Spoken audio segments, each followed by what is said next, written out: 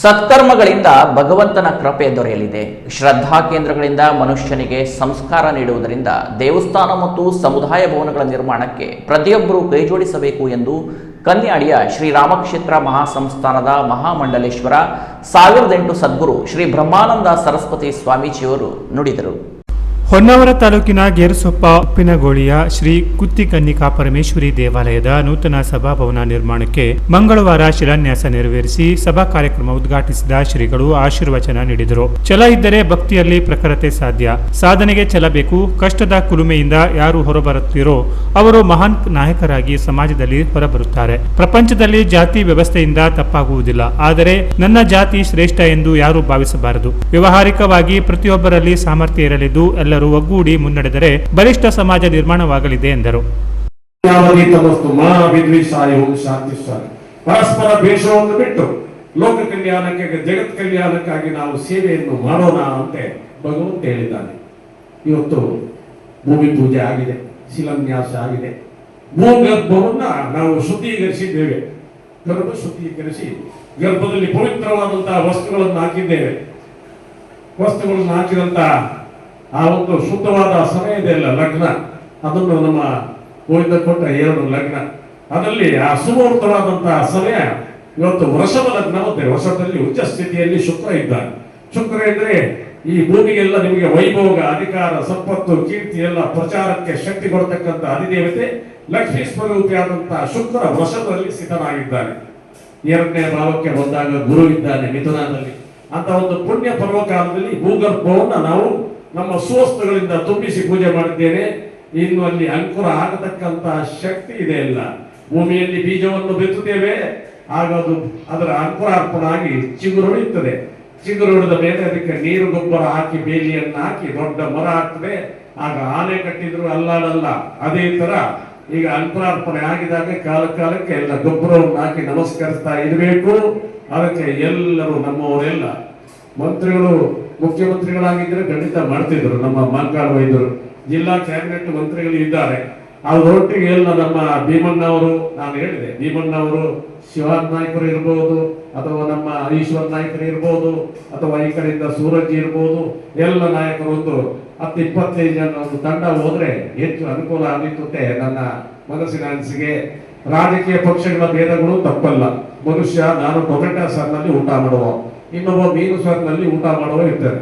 ಅದಕ್ಕೆ ನಾವು ಜೀವಸ್ಯ ಕಾರಣ ಅಂತ ಹೇಳ್ತೇನೆ. ಜಿಲ್ಲಾ ಉಸ್ತುವಾರಿ ಸಚಿವ ಮಂಕಾಳು ವೈದ್ಯ ಮಾತನಾಡಿ, ಸಾಮಾನ್ಯ ಜನರಿಗೆ ಅನುಕೂಲವಾಗುವ ರೀತಿ ಸಭಾಭವನ ನಿರ್ಮಾಣ ಮಾಡಬೇಕು. ಶಾಲೆಯಿಂದ ಶಿಕ್ಷಣ, ದೇವಸ್ಥಾನಗಳಿಂದ ಶ್ರದ್ಧಾ ಭಕ್ತಿ ದೊರೆಯಲಿದೆ. ಶಿಕ್ಷಣದ ಜೊತೆ ಶ್ರದ್ಧೆ, ಭಕ್ತಿ, ಸಂಸ್ಕಾರ ಪ್ರತಿಯೊಬ್ಬರಿಗೂ ಅಗತ್ಯವಿದೆ. ಶ್ರೀ ಗುತ್ತಿಕನ್ನಿಕಾ ಪರಮೇಶ್ವರಿ ನೂತನ ಸಭಾಭವನ ನಿರ್ಮಾಣಕ್ಕೆ ಸರ್ಕಾರದಿಂದ ಈಗಾಗಲೇ 50 ಲಕ್ಷ ರೂಪಾಯಿ ಮಂಜೂರಿ ಮಾಡಿಸಿಕೊಟ್ಟಿದ್ದು, ಇನ್ನು 1 ಕೋಟಿ ರೂಪಾಯಿ ಮಂಜೂರಾತಿ ಮಾಡಿಸಿಕೊಡುವುದಾಗಿ ಭರವಸೆ ನೀಡಿದರು. ಸಭಾಭವನವನ್ನು ಮಾಡೋದನ್ನೇ ತೀರ್ಮಾನ ಮಾಡಿದ್ದಾರೆ. ನಾನು ಹೇಳಿದೆ, ಮತ್ತೆ 1 ಕೋಟಿ ಬೇಕಾದರೂ ಸರ್ಕಾರದಿಂದ ಕೊಡುವಂಥ ವ್ಯವಸ್ಥೆ ಮಾಡ್ತೀನಿ. ಚಂದ ಮಾಡಿ, ಒಳ್ಳೆ ರೀತಿಯಲ್ಲಿ ಮಾಡಿ, ಬಡವರಿಗೆ ಅನುಕೂಲ ಆಗುವಾಗೆ ಮಾಡಿ, ಇಲ್ಲಿಯ ಜನರಿಗೆ ಅನುಕೂಲ ಆಗುವಾಗೆ ಮಾಡಿ. ಬರೀ ಏನು ಎಲ್ಲ ಕಡೆ ನೋಡಿದರೆ ಕೆಲವು ಕಡೆ ಇದೆ, ಕೆಲವು ಕಡೆ ನೋಡಿದ್ರೆ ಪಾಪ ಬಡವರು ಯಾರು ಮದುವೆ ಮಾಡುವ ಪರಿಸ್ಥಿತಿ ಇಲ್ಲ. ಕಲ್ಯಾಣ ಮಂಟಪದಲ್ಲಿ 50,000, 60,000, ನಮ್ಮಲ್ಲಿ 1 ಲಕ್ಷದವರೆಗೂ ತಗೊಳ್ತಾರೆ. ಹಾಗಾಗಿ ಈ ಭಾಗದ ಜನ ಮತ್ತೆ ದೂರ ಆಗ್ತದೆ. ಇಲ್ಲಿ ಒಳ್ಳೇದಾಗ್ತದೆ ಅಂತ ಹೇಳಿದ್ರು, ಒಳ್ಳೇದಾಯ್ತು. ಬಡವರಿಗೆ ಅನುಕೂಲ ಆಗುವಾಗೆ ಮಾಡಿ ಅಂತ ಹೇಳಿದೆ. ಮತ್ತೆ ವೈಯಕ್ತಿಕವಾಗೂ ನಾನು ಸಹಾಯ ಸಹಕಾರ ಮಾಡ್ತೀನಿ. ಚಂದ ಮಾಡಿ 1 ವರ್ಷದೊಳಗೆ ಮಾಡಿ ಮುಗಿಸುವ ಹಾಗೆ ಮಾಡಿ ಅಂತ ಅವ್ರ ಹತ್ರ ಕೇಳ್ಕೊಂಡಿದ್ದೇನೆ. ಎಲ್ಲ ಆಡಳಿತ ಮಂಡಳಿಯವರು, ಮಂಜುನಾಥ್ ನಾಯ್ಕರು ಮತ್ತೆ ಇವರು ಎಲ್ಲರೂ ಸೇರಿಕೊಂಡು ಕೇಳಿದಾಗ ಹೇಳಿದ್ದೆ ನಾನು. ಮುಖ್ಯ ಅತಿಥಿಯಾಗಿ ಪಾಲ್ಗೊಂಡ ಗೇರುಸೊಪ್ಪ ಸೀಮಾ ಶ್ರೀ ಮುಖ್ಯಪ್ರಾಣ ದೇವಸ್ಥಾನದ ಪ್ರಧಾನ ಅರ್ಚಕ ಸೂರಾಲು ಚಂದ್ರಶೇಖರ ಭಟ್ ಮಾತನಾಡಿ, ಗೇರುಸೊಪ್ಪ ಭಾಗದಲ್ಲಿ ದೇವಸ್ಥಾನದ ಕೆಲಸಗಳಿಗೆ ಎಲ್ಲರೂ ಒಗ್ಗೂಡುತ್ತಾರೆ ಎಂದರು. ಮಾಜಿ ಶಾಸಕ ಶಿವಾನಂದ ನಾಯ್ಕ್ ಮಾತನಾಡಿ, ಸಮಾಜದ ಹಿರಿಯರ ಪ್ರಯತ್ನದಿಂದ ದೇವಸ್ಥಾನದ ಅಭಿವೃದ್ಧಿ ಸಾಧ್ಯ. ಸಂಸದ ನಿಧಿಯಿಂದ ದೇವಾಲಯದ ಅಭಿವೃದ್ಧಿಗೆ ಆರ್ಥಿಕ ಸಹಕಾರ ನೀಡುವಂತೆ ಸಂಸದರ ಬಳಿ ಕೊಡಿಸುವ ಭರವಸೆ ನೀಡಿದರು. ಶಾಸಕ ಭೀಮಣ್ಣ ನಾಯ್ಕ್ ಮಾತನಾಡಿ, ಗುತ್ತಿಕನ್ನಿಕಾ ಪರಮೇಶ್ವರಿ ಶಕ್ತಿ ಸ್ಥಳ 4 ಕೋಟಿ ವೆಚ್ಚದ ನೂತನ ಸಭಾಭವನ ನಿರ್ಮಾಣಕ್ಕೆ ಮುಖ್ಯಮಂತ್ರಿಗಳ ಭೇಟಿಯಾಗಿ ಅನುದಾನ ಪಡೆಯುವ ಬಗ್ಗೆ ಸಲಹೆ ನೀಡಿದರು. ವಿಶೇಷವಾಗಿ ಅದರಲ್ಲೂ ನಮ್ಮ ಈ ನಾಮದಾರಿ ಬಂಧುಗಳು ವಿಶೇಷವಾಗಿ ಒಂದು ದೇವಸ್ಥಾನ ಮಾಡೋದಷ್ಟೇ ಅಲ್ಲ, ಎಲ್ಲ ಕ್ಷೇತ್ರದಲ್ಲೂ ಕೂಡ ಮುಂದುವರೆದಿದ್ದಾರೆ. ವಿಶೇಷವಾಗಿ ಬಹಳ ಮುತುವರ್ಜಿಯನ್ನು ವಹಿಸಿ ಇಲ್ಲಿ ದೇವಸ್ಥಾನವನ್ನು ಅಭಿವೃದ್ಧಿ ಮಾಡೋದ್ರ ಜೊತೆಗೆ ಇಲ್ಲಿ ನಾವು ನೆನೆಸ್ಕೊಳ್ಬೇಕಾದ್ರೆ TG ನಾಯಕರಂತ ಹಿರಿಯವರು ಕೂಡ ಈ ಭಾಗದಲ್ಲಿ ಬಂದು ಈ ದೇವಸ್ಥಾನವನ್ನು ಅಭಿವೃದ್ಧಿಗೆ ಮತ್ತು ಇಲ್ಲಿಯ ಜನರ ಜೊತೆಗೆ ಅವರು ಕೆಲಸವನ್ನು ಮಾಡಿದ್ದು ನಾನು ಗಮನಿಸಬೇಕಾಗಿದೆ. ಅದರಿಂದ ಆಮೇಲೆ ನಡೆದಂಥ ಇಲ್ಲಿ ಇರುವಂಥ ಎಲ್ಲವರ ಹಿರಿಯರ ಪ್ರಯತ್ನದಿಂದ ದೇವಸ್ಥಾನ ಅಭಿವೃದ್ಧಿ ಮಾಡೋದ್ರ ಜೊತೆಗೆ ಈಗಾಗಲೇ ಒಂದು ಕಲ್ಯಾಣ ಮಂಟಪ ಇದ್ದರೂ ಕೂಡ ಮುಂದೆ ದೂರಾಲೋಚನೆಯನ್ನು ಇಟ್ಟುಕೊಂಡು ಒಂದು ದೊಡ್ಡ ಭವ್ಯವಾದ ಒಂದು ಕಲ್ಯಾಣ ಮಂಟಪವನ್ನು ಕಟ್ಟಬೇಕು ಹೇಳುವಂಥ ಉದ್ದೇಶದಿಂದ ಇವತ್ತು ಶಿಲಾನ್ಯಾಸ ಕಾರ್ಯಕ್ರಮ ಪರಮ ಪೂಜ್ಯ ಗುರುಗಳ ಒಂದು ಹಸ್ತದಿಂದ ಆ ಆಚರಣೆಯನ್ನು ಮಾಡಿದ್ದಾರೆ. ಸ್ನೇಹಿತರು ಸೇರಿ ಹಲವಾರು ರೀತಿಯ ವಿಚಾರವನ್ನು ಮಾಡಿ ಈ ಶಕ್ತಿ ದೇವತೆಯ ಸ್ಥಳದಲ್ಲಿ ಈಗಾಗಲೇ ಇರ್ತಕ್ಕಂಥ ಸಭಾಭವನ ಬಹಳ ಚಿಕ್ಕದಾಗಿರುವಂತಹದ್ದು. ಕಾಲ ಬದಲಾದ ಕಾಲದಲ್ಲಿ ದಿನವನ್ನು ಕಳೆದಾಗ ಸಹಜವಾಗಿ ಜನಸಂಖ್ಯೆ ಜಾಸ್ತಿ ಆಗುವಂಥದ್ದು ಸಹಜ. ಆ ರೀತಿಯಲ್ಲಿ ಜನಸಂಖ್ಯೆಯ ಒತ್ತಡ ಮತ್ತು ಅನೇಕ ಕಾರ್ಯಕ್ರಮಗಳ ಈ ಶಕ್ತಿ ದೇವತೆಯ ವ್ಯಾಪ್ತಿಯಲ್ಲಿ ಮಾಡತಕ್ಕಂಥ ಸಂದರ್ಭದಲ್ಲಿ ಇಂಥ ಸಭಾಭವನ ಸಾಲದು, ಇನ್ನೂ ದೊಡ್ಡ ಸಭಾವನ್ನು ಮಾಡಬೇಕನ್ನಂತ ಇಚ್ಛೆಯನ್ನು ಹೊಂದಿರತಕ್ಕಂಥ ತಾವೆಲ್ಲರೂ ಕೂಡ ಶ್ರೀಗಳ ಆಶೀರ್ವಾದನ ಪಡೆದು ತಾವು ಇವತ್ತು ಈ ಸಭಾಭವನದ ಗುದ್ಲಿ ಪೂಜೆಯನ್ನ ಶ್ರೀಗಳ ಅಮೃತ ಹಸ್ತದಿಂದ ತಾವೆಲ್ಲರೂ ಕೂಡ ನೆರವೇರಿಸಿ ಸಮಾಕಾರ.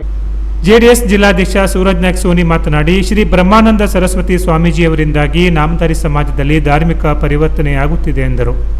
ಕೊಡ್ಲಿ ಅಂತ ದೇವರಲ್ಲಿ ಬೇಡ್ಕೊಂಡಿದ್ದೀನಿ. ಏನೇ ಇರಲಿ ಆ ಭಗವಂತ ನಮ್ಗೆ ಅಧಿಕಾರ ಕೊಡ್ಲಿ, ನಿಮ್ಮೆಲ್ಲರ ಆಶೀರ್ವಾದದಿಂದ, ನಮ್ಮ ಗುರುಗಳ ಆಶೀರ್ವಾದದಿಂದ, ಈ ದೇವಿ ಆಶೀರ್ವಾದದಿಂದ ಮತ್ತು ಕುಂಟಮನ್ನ ಜನತೆ ಆಶೀರ್ವಾದದಿಂದ ಅಧಿಕಾರಕ್ಕೆ ಬರಲಿ ಅಂತ ಬೇಡ್ಕೊಂಡಿದ್ದೀನಿ. ದೀಪ ಹಚ್ಚಬೇಕಾದ್ರೆ ಖಂಡಿತವಾಗೂ ಅಧಿಕಾರಕ್ಕೆ ಬಂದಾಗ ನಿಮ್ಮ ಜೊತೆಗಿದ್ದು ನೀವು ತೋರಿಸಿದಂಥ ಪ್ರೀತಿಗೆ ನಮ್ಮ ಕೈಲಾದ ಪ್ರಯತ್ನ ನಾವು ಮಾಡ್ತೀವಿ. ಯಾಕಂದರೆ ಒಂದು ನಮ್ಮಲ್ಲಿ ಅವಕಾಶ ಇದೆ, CSIR ಫಂಡಿಂದ ನಾವೇನಾದರೂ ಕೇಳ್ಬೋದು ನಮ್ಮ ಕುಮಾರಣ್ಣಗೆ ಅಂತ ಇದ್ದೀವಿ.